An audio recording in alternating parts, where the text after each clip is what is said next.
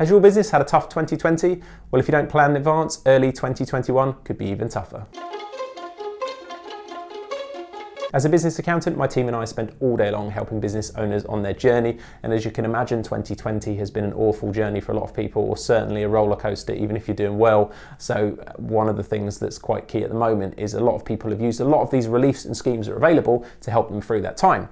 Unfortunately, what's going to happen if you're not prepared and planning in advance is early 2021. There's a lot of kind of cliff edge moments where if you're not aware of them, you don't know what is available to help you through that time, you're going to be being chased probably by debt collectors in all reality, but there's going to be quite a lot of people knocking on your door saying, can I have some money? So I wanted to talk to you about that. And also winter generally for a lot of businesses is a tough cash flow time if you're not prepared. So this is what this video is all about. It's just giving you some practical ideas, the key dates you should be looking at and some takeaways to help you get on and make sure that you've got some cash in the bank when you need it. So before we get into it, if you like these kind of videos, make sure to click the subscribe button below so you get notified whenever we release another one just like it. So let's get into the core of this, which is cash flow. Now, of course, the main thing for it is you need cash in the bank to operate. It's very possible, I've said it on a lot of videos, for businesses to not be profitable and still be able to survive because they've got good cash coming through. And also the other way around, you've had very profitable businesses, but they've got no money in the bank and they can collapse. So cash flow is key.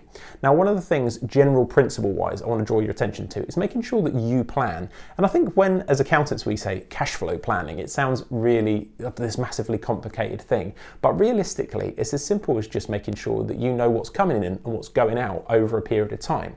And what I've done is I've linked a link to one of our blogs and a little Excel spreadsheet. And it's not some massively complicated thing. It really isn't. It's almost embarrassing to an accountant to put it out, but it's literally just a very simple spreadsheet that would help you plan your cash flow over the next couple of months. So you're just going to put what's coming in and what's going out in it. And it just gives you a picture, because I think so many people just look daily at their bank balance and think, what's happening this week? And it's having a look over the next few months and just making sure that you're comfy. Of course, there are loads of great tools. If you're a slightly bigger business and you've got something like Xero or cloud software, you can pay to have an app like Float, which is a full cash flow tool, help you do all this kind of stuff. But realistically, it's still the same as a spreadsheet. You're just going to put ins and outs in, and it's going to tell you what your bank balance is going to look like. So do that. That's the first thing, is do check and do plan, just to see if you've got any massive areas already, especially with people contending with Christmas shutdowns. It's a big thing.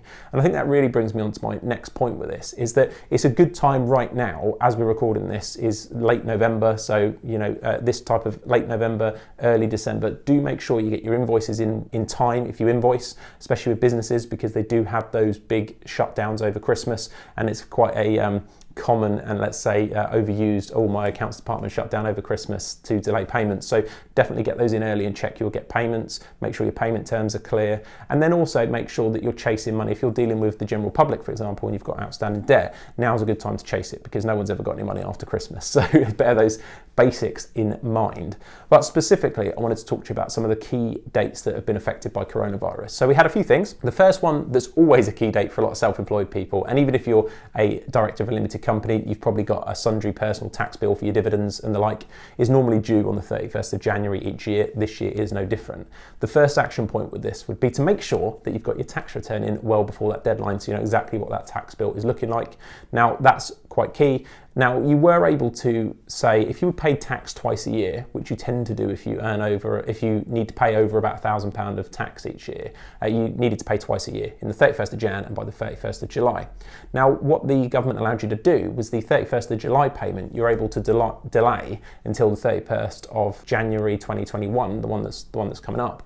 Now, so that is now becoming a deadline where people are looking at it thinking, well, I don't have July's money and I don't have January's money, this is difficult. So what the revenue have allowed you to do in one of the most recent announcements is delay that tax payment, and you can pay it now over 12 months. There is a small amount of interest to it, but it does allow you to stagger it, so that's fantastic. So again, if you put it in your cash flow spreadsheet that you're going to go and do right after this video, and it turned out this big block of a few grand a tax bill coming out in January was going to kill you, then you can think, okay, I can now delay it over 12 months. Now, how you do that is going to be online through a self-service time to pay arrangement, they're calling it, but it's not available yet. It won't actually probably be available until early January. So just keep an eye on that as it develops. I'm sure we'll do a video when it comes. So that's the first one, planning for your personal tax. Definitely put those things in. So you can do that. And outside of coronavirus, often, if this was the case, if this video stands the test of time and you're watching it at a later date, there's normally the ability to phone Revenue and Customs anyway and do a deal with them like this. payments on time to pay. So do use that if you need it, but I only say to people use that when you're really sure you can't pay it, because there is a few hoops to jump through and you don't want to continually see like you're using that type of service all the time. So that's the first one, the 31st of January. The other one that was quite big was going to be the 31st, and still is, going to be the 31st of March 2021. So we've gone through the winter now and we're getting into spring. Now the March one is for VAT. Anybody who was VAT registered could have deferred the payments that were due roughly between March and June 20. During the lockdown one, you were able to say, okay, well look, pay it in March. Of course, people haven't quite got back on their feet. I think it's lasted a lot longer than people originally thought, including the government who was setting the policy. So what they've said is, similar to the personal tax, actually, if you get there and you can't pay it, we'll take it 11 payments, equal instalments. So you're going to be able to spread that one as well. And again, all these things you're going to have to pay, but at least you can spread the payments. So again, time to pay service, early 2021. We don't have it yet, but you're going to be able to spread that payment. So that's fantastic as well. So again, stick that in your cash flow spreadsheet. If that doesn't work, then put it over 11 months and go from there. And then the other big one, of course, was bounce back loans. So if you've used bounce back loans, fantastic scheme, got your money very quick, got your cash. Unfortunately, they do have to be repaid because they are a loan. Now, it depends how early you took it. You know, if you're talking March, when you originally took it, you're going to be one of the earlier ones. Some people didn't take them until sort of April, May, June. So we're getting further into the year when these are going to need to be repaid. But I think it's worth planning for now. Having a look now and thinking, okay, when I start repaying them, can I afford it? What's the issue? Now, if you can't, there are, and we did another video on this, there are a few ways you can now defer that. In fact, it's crazy in a way. You can opt to spread the loan over 10 years. That's going to obviously bring those repayments right down. You can also ask 3 times for 6-month interest-only periods. And bearing in mind the interest rate is 2.5%, that is very, very low. The payments will be next to nothing. 10 years plus 2.5% interest-free payments will be very, very low. So you could do that. So that's potential 18 months of low repayments. And you can also, once you've made 6 months repayments, ask for a 6-month payment break, which is another massive help to you. So with the bounce back loans, there are a lot of ways to delay paying this cash back.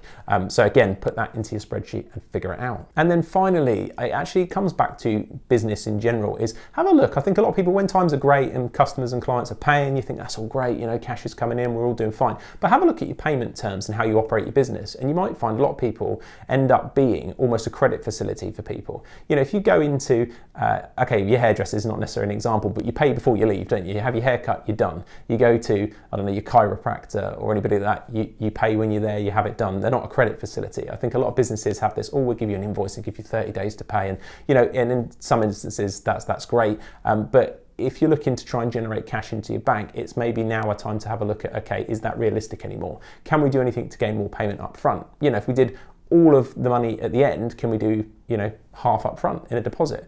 Has that been logistically difficult? Can you go and get, let's say an iZettle card machine? They're like about £19 to get.